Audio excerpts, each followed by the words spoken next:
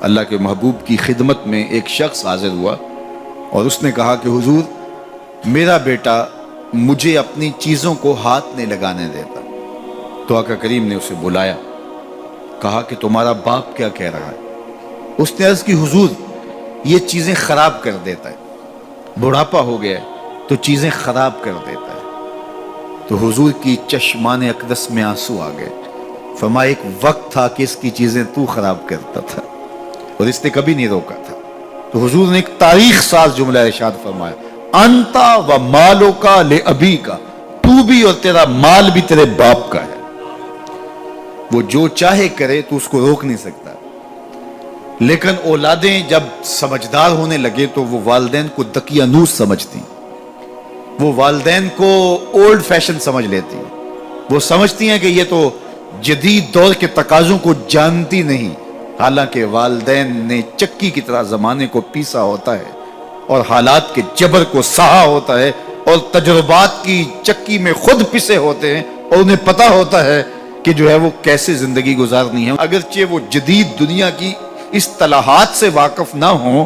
اور جدید زبانوں اور لہجوں سے آگاہ نہ ہوں، جدید فیشن انہیں نہ آتے ہوں، لیکن حالات کو کیسے گزارنا ہے یہ انہوں نے اپنے تجربات سے سیکھا ہوا ہوتا ہے، اور اولاد اگر ان کی اتباع کرتی ہے تو وہ سرخرو ہوتی ہے۔ لیکن چونکہ گرم خون جب آتا ہے تو پھر وہ چاہتا یہ ہے کہ میں زیادہ سمجھدار ہوں، تو والدین کو وہ اگنور کرنے لگ جاتے ہیں، اور والدین جب اپنے اختیارات سمٹتے محسوس کرتے ہیں اور اولادوں کے اختیارات بڑھتے ہوئے محسوس کرتے ہیں تو ایک طرح سے وہ اندر سے ٹوٹنا شروع ہو جاتے ہیں، اور یہ ان کے لیے اذیت کا سامان ہے۔ تو اس لیے میرے رب نے انسانی نفسیات اور انسانی کمزوریوں کو مد نظر رکھتے ہوئے کتنی خوبصورت جو ہے وہ تاکید فرمائی، وَبِالْوَالِدَيْنِ إِحْسَانًا، ان کے ساتھ تم نے حسن سلوک کرنا ہے،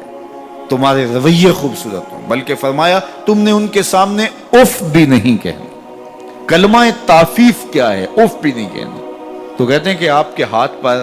بدن پر، لباس پر، کسی جگہ پر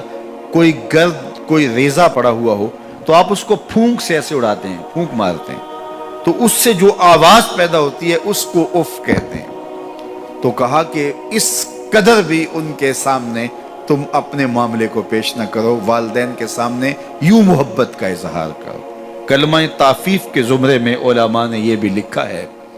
کہ ہر وہ رویہ جو ماں باپ کے لیے اذیت کا سبب ہو، ہر وہ کام جو والدین کے لیے اذیت کا سبب ہو، اس کو نہ کیا جائے۔ حضرت امام حسن رضی اللہ تعالی عنہ حضرت سیدہ فاطمہ الزہرا رضی اللہ تعالی عنہ کے ساتھ کھانا نہیں کھاتے تھے۔ ایک دن انہوں نے کہا بیٹا میری آرزو ہے کہ تم میرے ساتھ کھانا کھاؤ، لیکن میں دیکھتی ہوں کہ تم میرے ساتھ کھانا نہیں لیتے ہو۔ تو عرض کی امی جان میں اس ڈر سے آپ کے ساتھ کھانا نہیں لیتا کہ کسی لقمے کی طرف آپ کی نظر بڑھ گئی ہو اور آپ کا ہاتھ ابھی نہیں بڑھا اور میں پہلے اس لقمے کو اٹھا لوں جس کی طرف آپ کی نگاہ سبقت لے گئی ہے، اور آپ ماں ہونے کی وجہ سے مجھے نہ روکیں۔ وہ ایک فلسفی کہتا ہے مجھے ماں کی محبت کا صحیح اندازہ اس دن ہوا جب سیب 4 تھے اور ہم 5 تھے۔ ماں نے کہا میں تو سیب پسند ہی نہیں کرتی، یہ ماؤں کے روپ ہوتے ہیں، یہ ماؤں کے پیار کا رنگ ہوتا ہے۔ تو کہا کوئی لقمہ اچھا ہو اور آپ کی نظر بڑھ گئی ہو لیکن میرا ہاتھ پہلے بڑھ جائے، اور آپ اس وجہ سے کہ آپ ماں ہیں تو آپ جو ہے وہ اس کی طرف ہاتھ نہ بڑھائیں، تو میں اس ڈر سے آپ کے ساتھ بیٹھ کے کھانا ہی نہیں کھاتا۔ تو کہا ان کے سامنے اف بھی نہ کہو اور ان کی تعظیم کرو۔